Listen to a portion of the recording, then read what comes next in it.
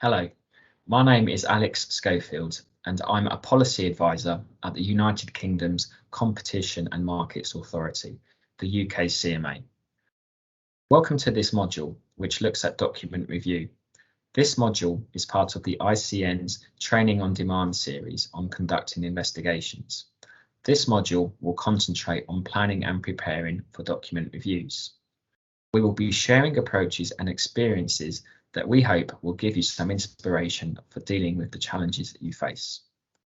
Our guides today will be Gary Bracken, Sophie Mitchell and Chris Dodds from the Antitrust and Cartels investigation teams at the UK CMA.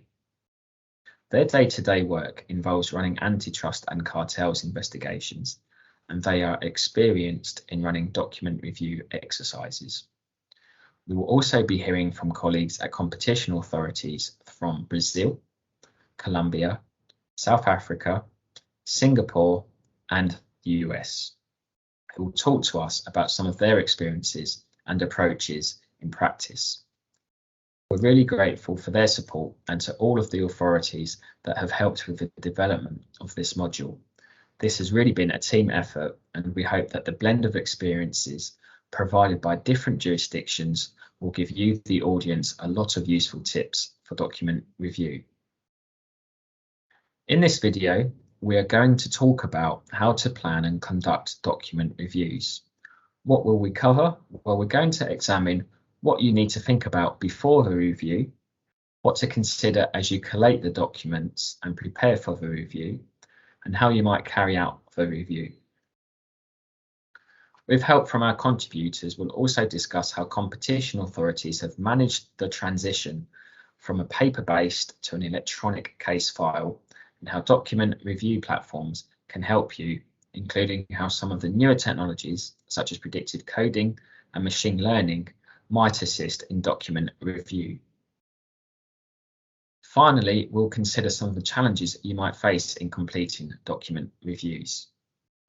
Before we get started, we wanted to make sure that we make it clear that anything that we cover in this module will need to be tailored to the legislation and policy and enforcement procedure in your jurisdiction.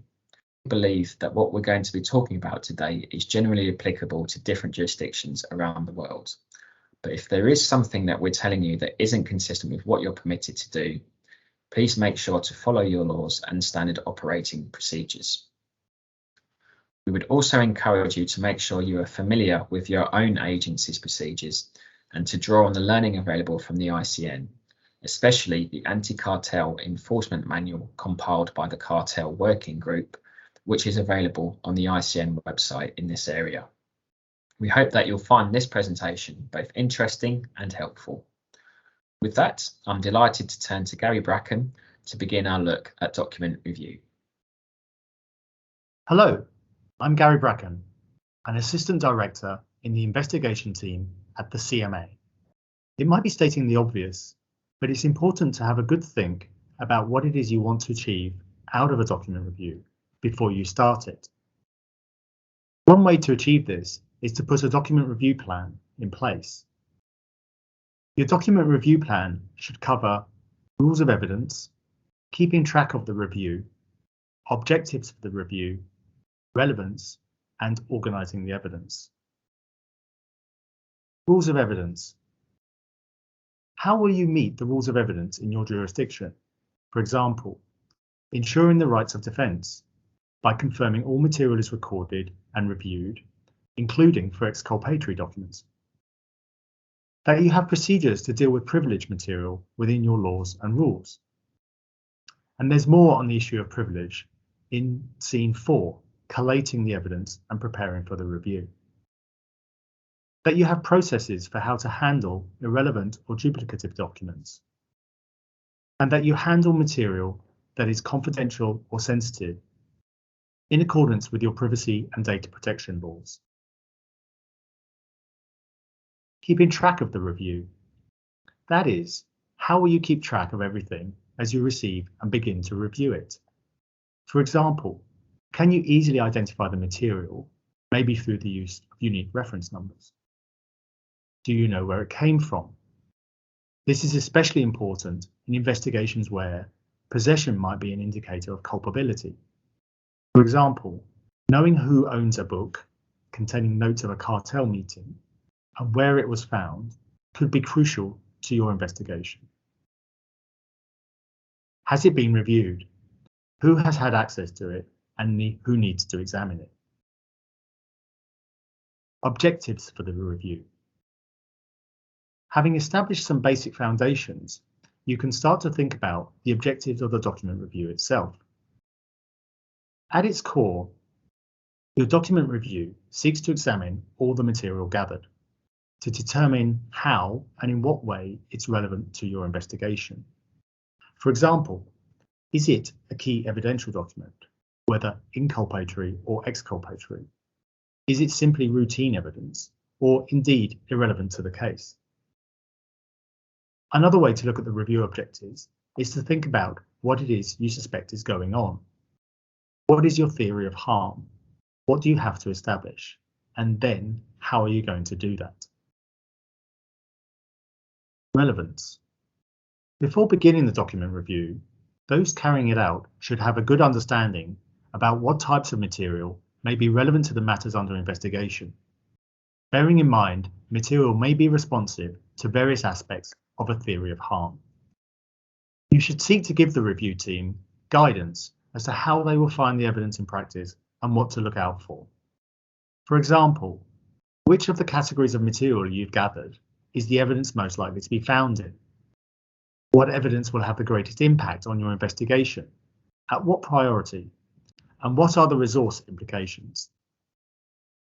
These factors will invariably need to be tweaked as the document review progresses and you learn more about the case. Perhaps you can note down any adjustments to the process as an annex to your document review plan. Also, think about how you'll ensure consistency in approach.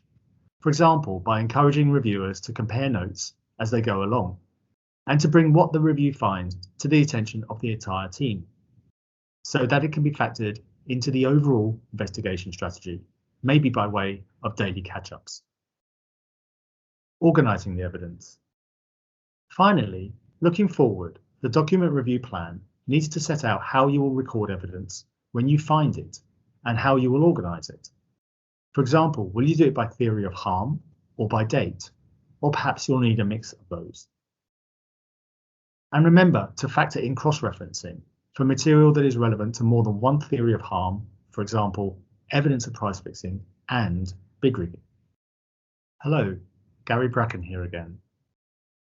As we all know, the world is becoming increasingly digitalised, and competition investigations are not an exception.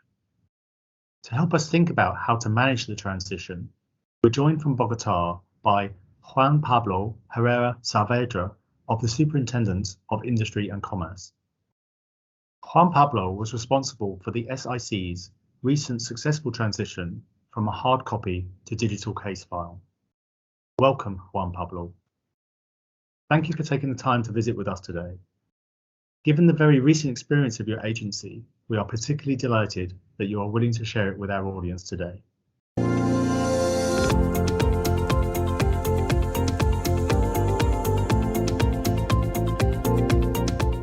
My name is Juan Pablo Herrera Saavedra, Deputy Superintendent for Competition Protection of the Superintendents of Industry and Commerce in Colombia. With this contribution, the Colombian Competition Authority hopes to share how it successfully managed the transition from hard copy to a digital case file. And let me start with a general overview. At the beginning of the year, the SIC was already planning to implement a pilot for the transition from hard copy to a digital case file. From March on, this plan was accelerated.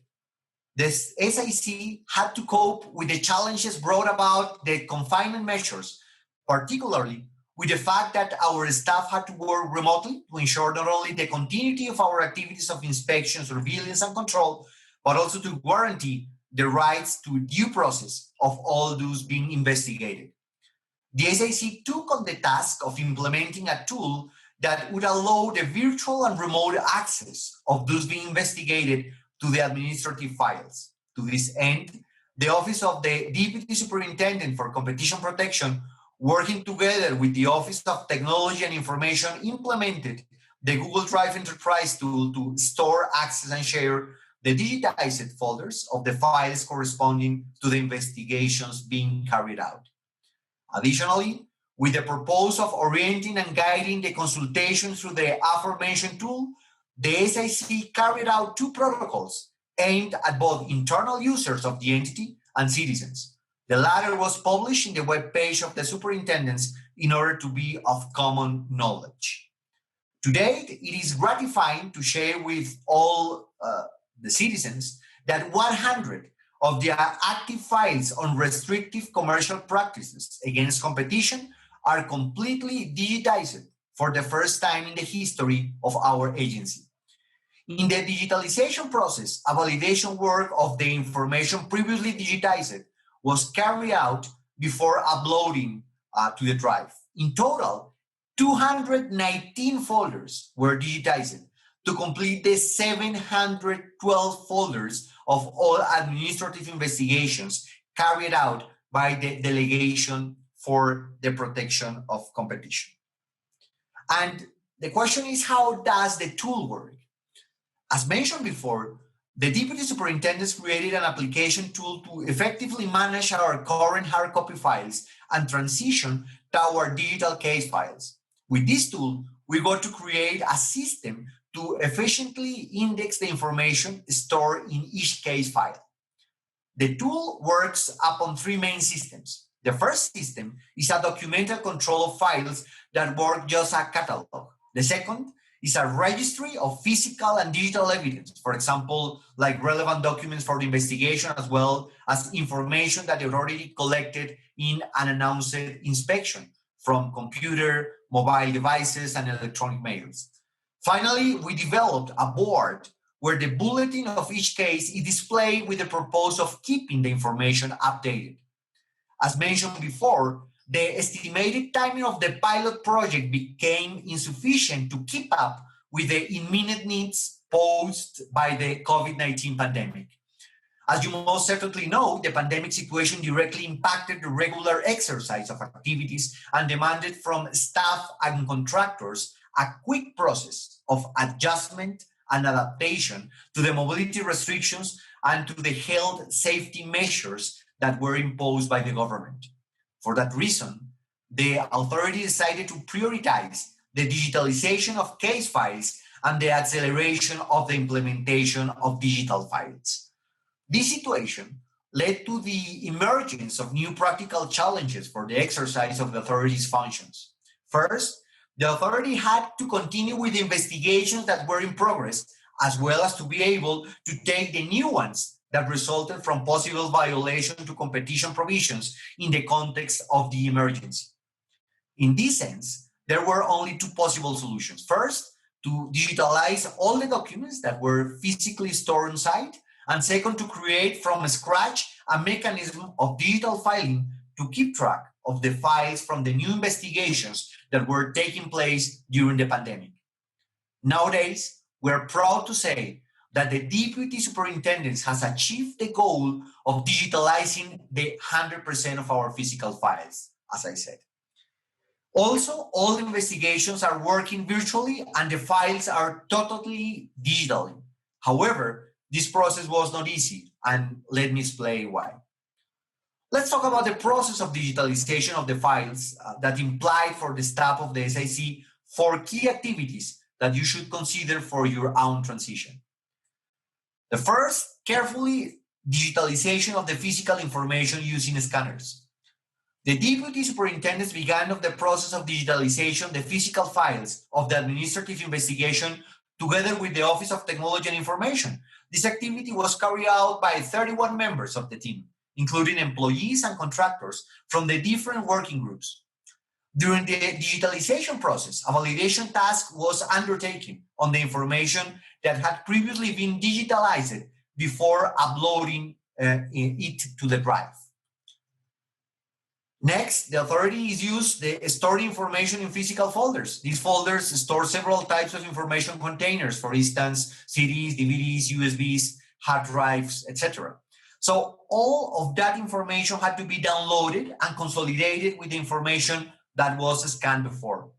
Next, finally, the staff of the SIC uploaded the consolidated information to the cloud, in this case, Google Drive Enterprise. And however, this is not as easy as it sounds. The staff of the SIC followed a strict protocol to handle the information and further arrange it between public and classified. Then, the SIC shared the digital case file with the parties under investigation, lawyers, compliance, and third parties. The digital case file was sent to the electronic mails of each one of the stakeholders.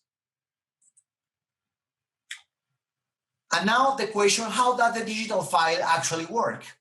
Well, once the information is shared to the relevant stakeholders, they will have immediate access to the information depending on their status in the proceedings.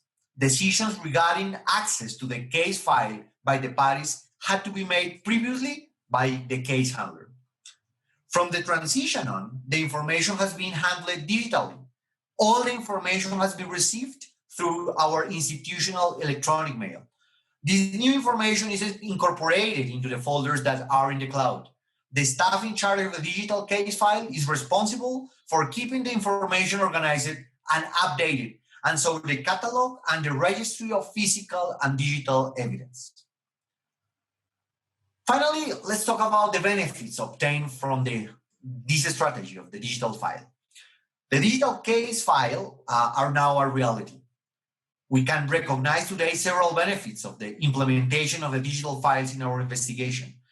One of the most relevant is the possibility to have access to updated information immediately, any day, at any time.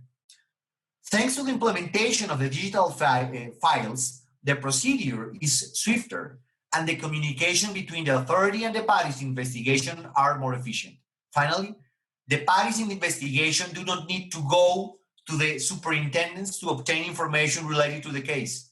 Also, they can take part of the investigation virtually. Thank you very much.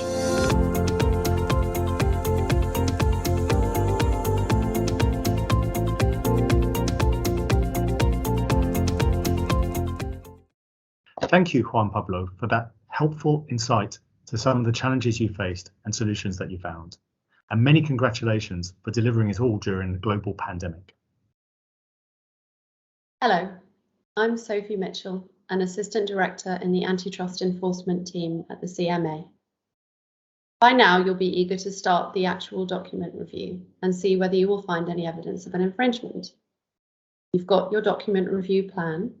You've got the information and material from the investigation on your file. Your file might even be fully digitized. What's left to do but start, right? Well, no, it's not quite that straightforward. There are a few more things you should think about and do before you get stuck in. Time invested now in collating the material and preparing for the review will save you a lot of work later on. What exactly do we mean by collating the material and preparing for the review? Well, whether hard copy or digital, the information and material will ordinarily need some work before it is available in a form that you can review. Let me explain some options for doing that. First off, it can be helpful to upload all the material received from different sources into one place. This can be as simple as a document folder or as complex as the use of an electronic document review platform, which many established competition authorities now use. Keeping material in one place will help you first with organising the material, and second with meeting your obligations as far as rights of defence are concerned, for example by helping to exclude privileged material or locate exculpatory evidence. For hard copy material, uploading to a document review platform might mean scanning or copying. Scanning obviously has a number of advantages. It effectively digitizes the material. It's a good idea to enable the optical character recognition or OCR function when scanning, so that later searches can be conducted through the review platform. Scanning the material also means that more than one person on the team can examine it at the same time. And, this is really important, it keeps the original material secure from loss or damage. But do consider how you will uniquely reference the material for example, by using a code or number, so that you know where it came from before you scan and upload it. For digital material, uploading to a document review platform might require specialist processing, and to that end, you might want to reach out for some help from a data forensics team. Your agency might have such a team in-house, or it might work with external data forensics specialists. They will be experts in backing up the material before you set off and processing and indexing it before it's ingested to the document review platform. They can also help you with preparatory work like deduplication and removal of embedded images that are incapable of being evidence, such as corporate headers and logos. Deduplication avoids you reviewing identical material that is obtained from multiple sources. For example, an email copied to multiple internal addressees, or an email discussing market sharing arrangements that is found during searches conducted at two competitors' premises. Removing images such as corporate headers or logos, which can have no evidential value, can save valuable time during ingestion. But be careful not to remove attachments or other documents that, in the context of your investigation, may be potentially relevant evidence. Most jurisdictions have strict rules and protections for material that may be privileged. It's worth making sure you have a good understanding of what the rules are where you are. Whatever the specific rules are, you'll probably need a procedure to make sure your review does not, by mistake, capture privileged material.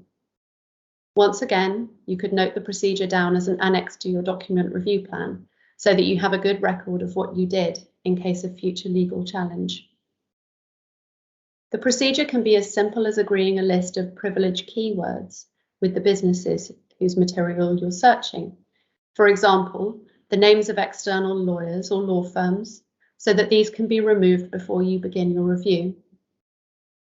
Again, your data forensics team can help you with removing any material that responds to the privileged keywords as part of your pre-review preparations.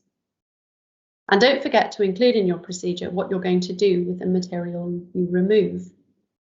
Not all material that responds to privileged keywords will in fact be privileged, nor will it necessarily be relevant to the investigation.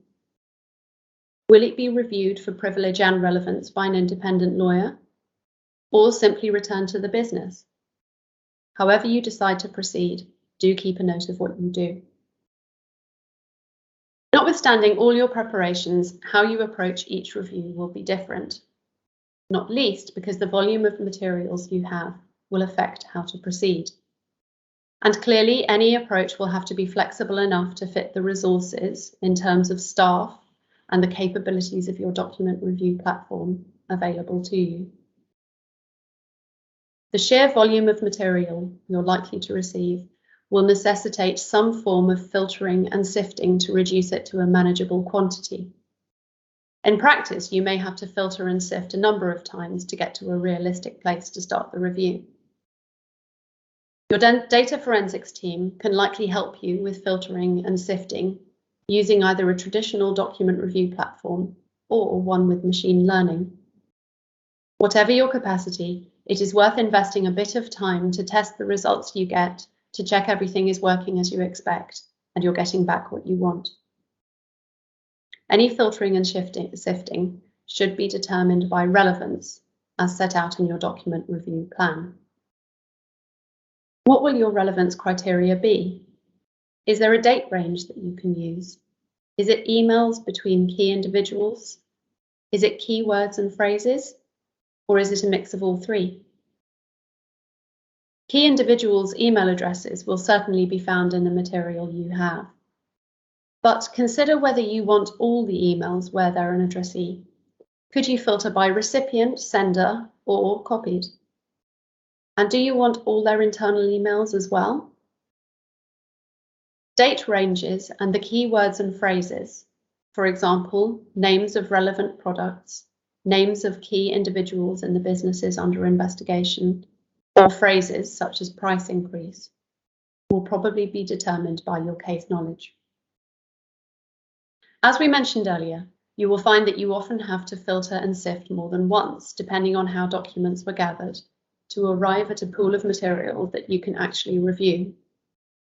When determining how to change your approach, you could think about altering who's considered a key individual, reducing the date ranges, searching for a number of keywords that must appear together as part of a string rather than individually, or even where initial results are just too large, excluding a specific keyword entirely.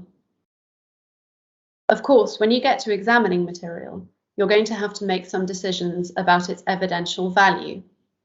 And importantly, you'll need to record those decisions. One way of approaching recording your decisions on an electronic document review platform is by tagging. Tags are a means of indicating which of your predetermined evidential categories, yes, we're back to your document review plan again, the material corresponds to.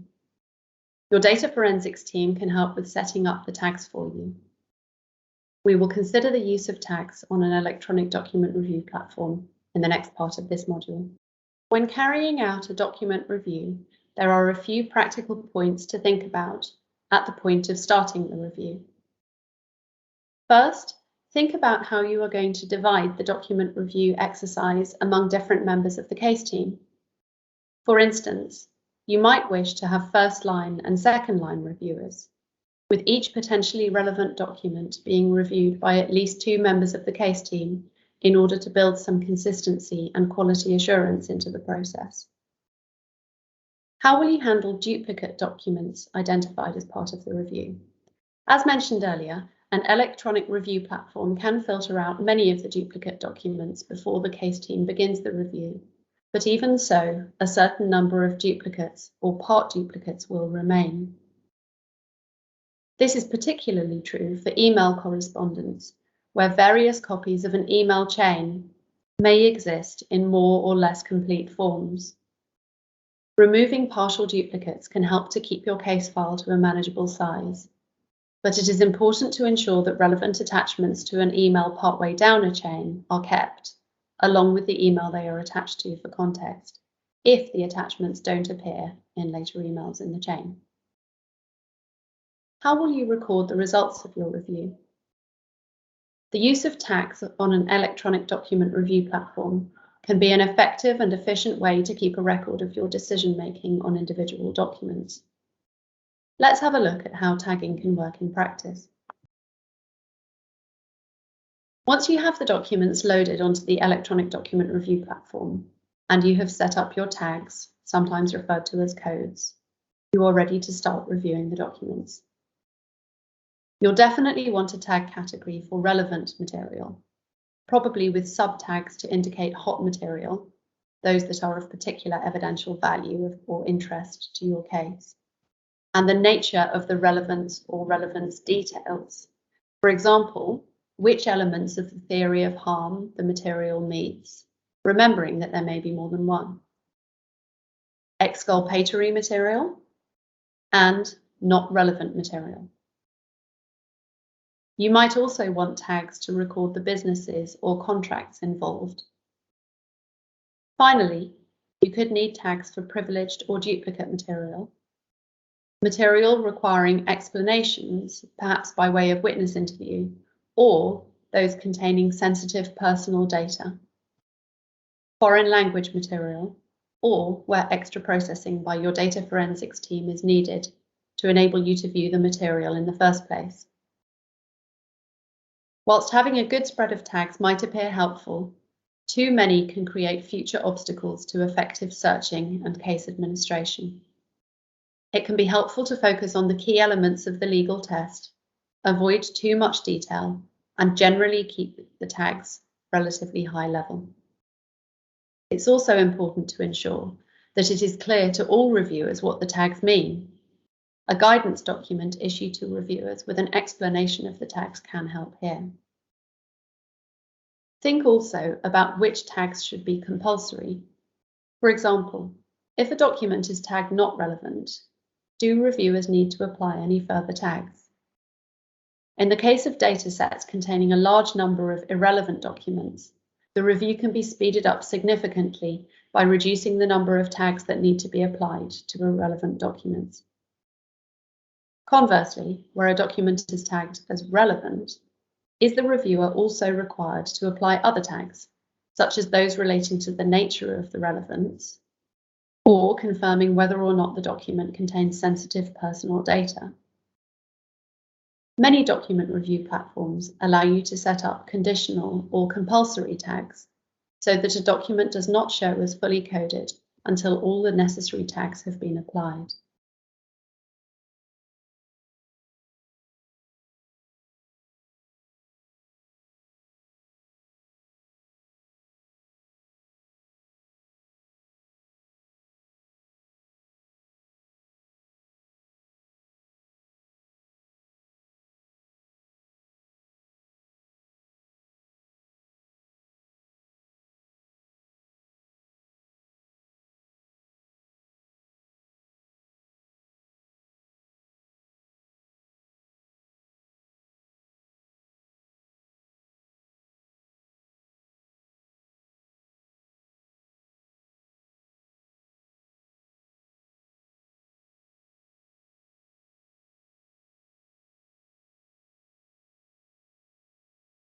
An evidence matrix can be a useful way to collate and organize those documents the case team has identified as being relevant in such a way that can be used in drafting internal papers or external decision documents, whether or not you are carrying out your document review on an electronic document review platform. We are joined from Singapore by Serene Seat from the Competition and Consumer Commission of Singapore, who will talk about the CCCS's experience of using evidence matrices in document review.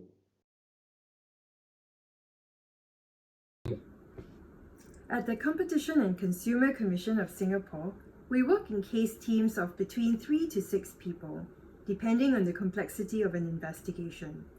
Document and data review is a critical part of evidence gathering for the investigation. Once an investigation is completed, the evidence will form the substance of the CCCS's infringement decision. We would like to share some of our experience in the way we conduct document review. CCCS investigation cases typically involve multiple parties and voluminous amounts of information gathered via leniency applications, dawn rates, witness statements, and information requests. To maximize the efficiency of our resources, strategizing any document review happens early. First, we think about the theories of harm that could relate to conduct that we've been alerted to or that we have self-initiated, as these theories of harm serve to target the categories of documents that we want to obtain. We also consider the ways in which we can obtain such documents. It may be that we use a step approach so that we branch out gradually with our requests, constantly re-evaluating the information we need to avoid document dumps. Another way we structure our review is to use an evidence matrix. This can be in the form of a Word document or spreadsheet. The evidence matrix basically sets out the elements or nature of evidence required to prove the anti-competitive conduct based on the theories of harm and assists with organizing the evidence.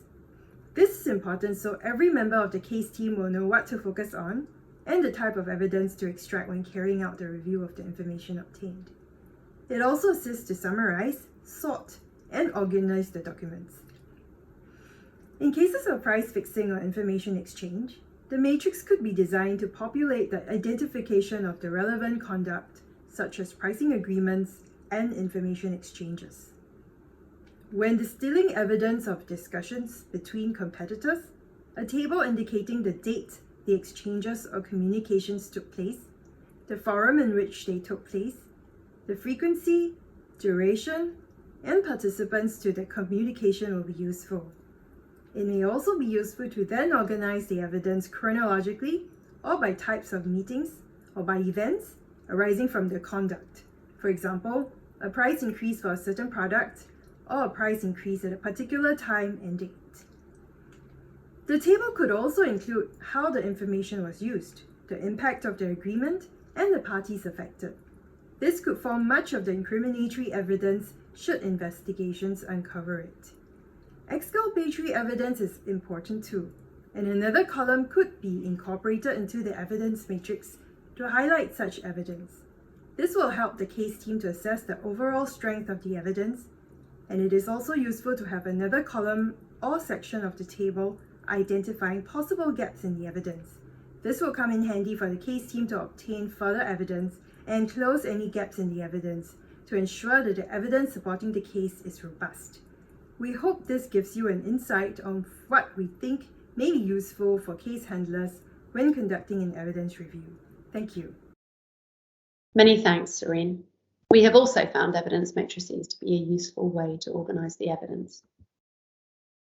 For further reference, the ICN Training on Demand module on planning and conducting investigations provides further advice on how to organise the investigative file, prepare a proof checklist, develop a case chronology, and so on. Hello, I'm Chris Dodds, an Assistant Director running antitrust investigations at the CMA. In recent years, we've been hearing more and more about how machine learning can help take the strain, such as speeding up analysis or identifying patterns within large data sets. One means by which machine learning can help in document review is through predictive coding. We will also touch on continuous active learning a bit later. Both of these are relatively new tools that you may have access to through an electronic document review system. To introduce us to this form of machine learning, how it works, and how it could help you, we're joined from Washington, DC by Tracy Greer in the Antitrust Division of the US Department of Justice, DOJ. Tracy is an electronic discovery expert who trains and advises colleagues on how to get the best from this technology.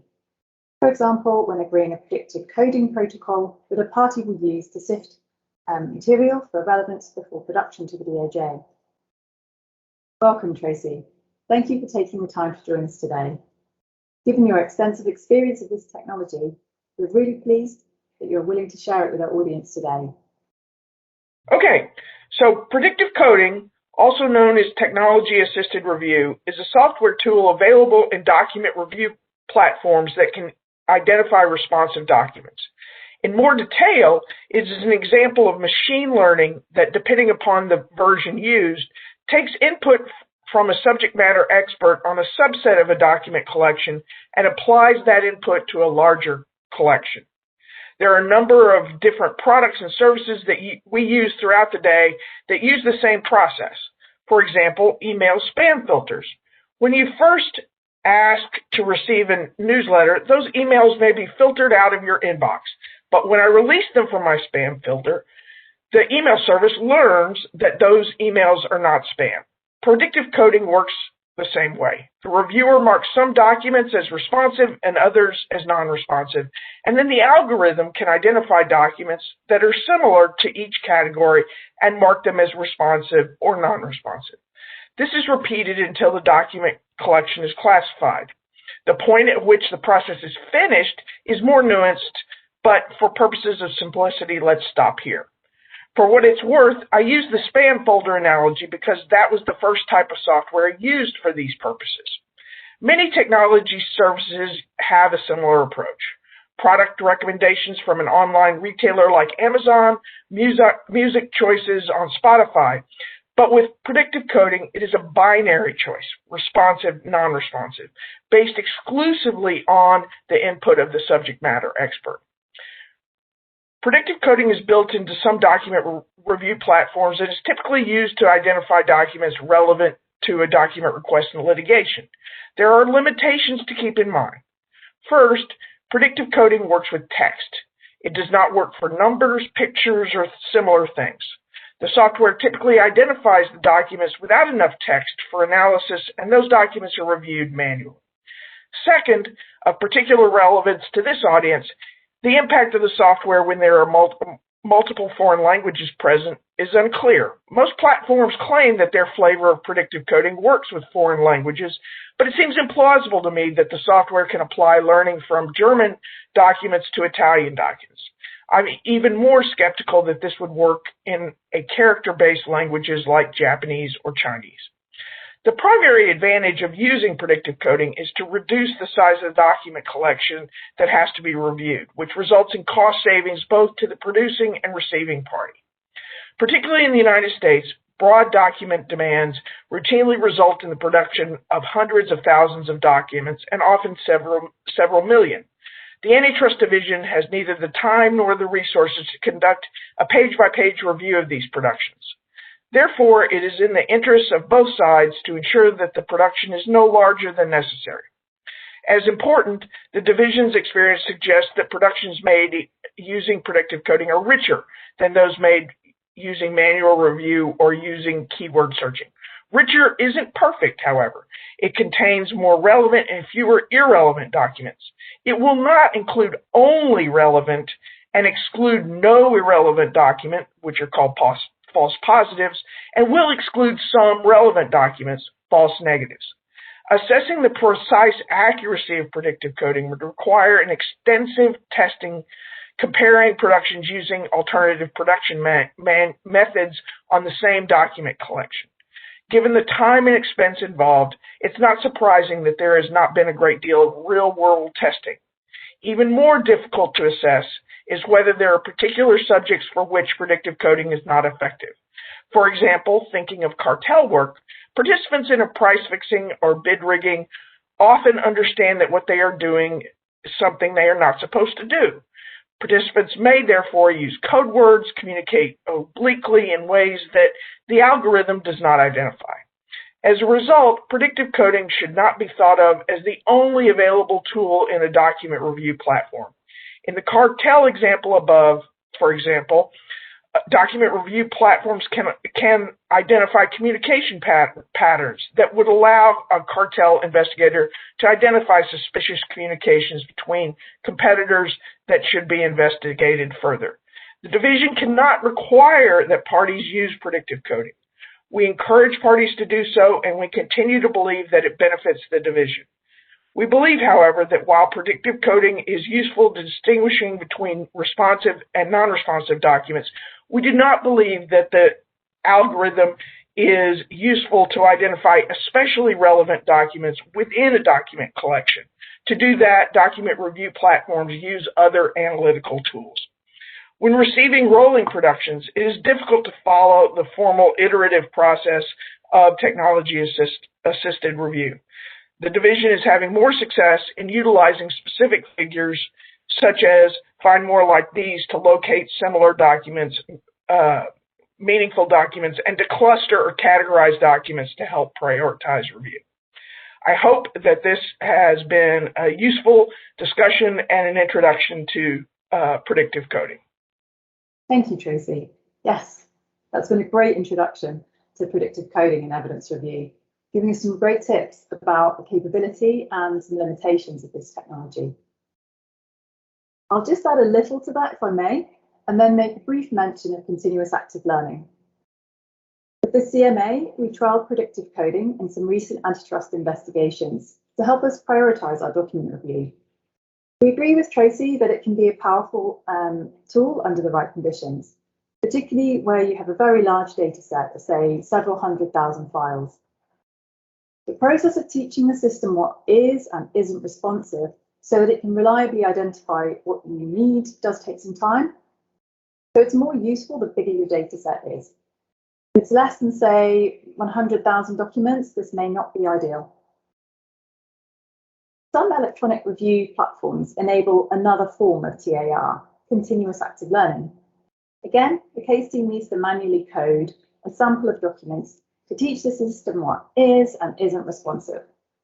But instead of tagging or coding up your material for you, it works by sorting your document set by predicted relevance, showing you the documents that are most likely to be relevant first. These teams can then review these and decide whether or not they are relevant. The system then continues to learn and get better at prioritizing the remaining material as the review progresses. So your team, your party, might stop the review when it appears that there is little or no relevant material left. You might want to consider continuous active learning if you want to get quickly started on the review, using both people and machine learning together, or perhaps have a smaller data set.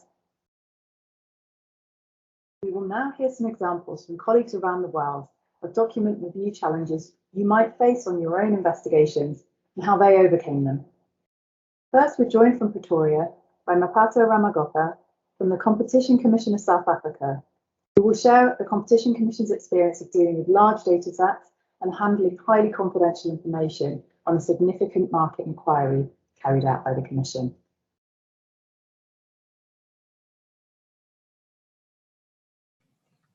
Hello everyone, my name is Mapato Ramokopa from Competition Commission South Africa, the CCSA. It is my pleasure to briefly share with you our experience in dealing with large data sets and handling highly confidential information. The health market inquiry was initiated by the CCSA in 2014. This was in response to concerns regarding increasing costs of private healthcare in South Africa. The inquiry was a notoriously complex process involving extensive information and data collection across the healthcare market. The data was collected from more than 248 stakeholders, which amounted to 545 gigabytes, representing the largest data set ever gathered by the CCSA and in the private healthcare market in South Africa. The bulk of this data related to highly confidential and personal information representing over 95% of medical transaction data. This includes patient records, diagnosis, treatment services rendered by hospitals and other healthcare providers, billing and financial information, amongst others. Given the confidential nature of healthcare transactional data, which by law cannot be disclosed, the inquiry had to develop a data de-identification tool and coding systems that would ensure the removal of personal identifiers in all the data sets. This process allowed stakeholders to provide the inquiry with data pertaining to patient information, which ensured that patients' personal identities would not be identifiable while keeping each individual patient's records distinct for analytical purposes. The de-identification tool provided a hash key conversion on the patient's personal information into unique codes and developed key themes from the data, which made it easy to analyze records without compromising patients' details. When the inquiry released its provincial report with findings and recommendations in 2018, several stakeholders requested access to data to interrogate the data relied on by the inquiry in its analysis.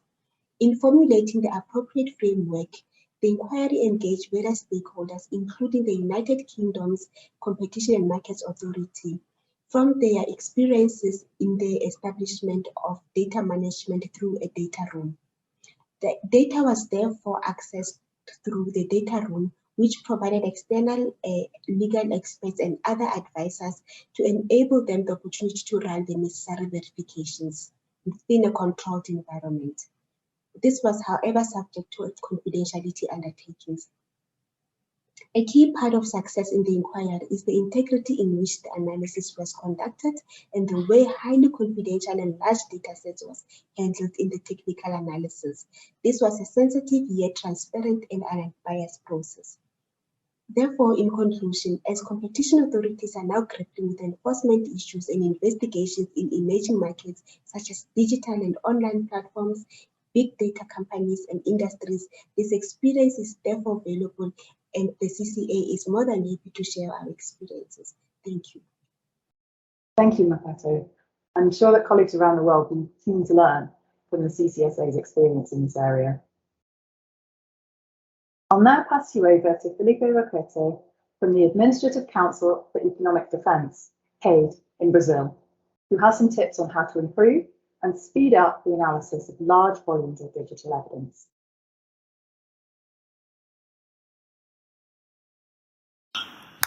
We have had an interesting case here in Brazil, which we would like to share with you. During the investigation to a possible case of cartel in a procurement process, we were informed that criminal investigators from state prosecution services had carried out searches regarding the same matter.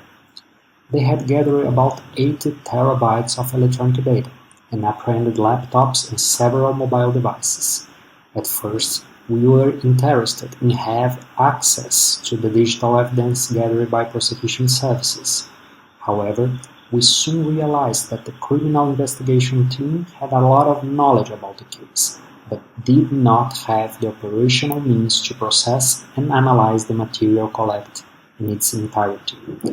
Thus, we devised a method to improve and speed up the analysis of the digital evidence.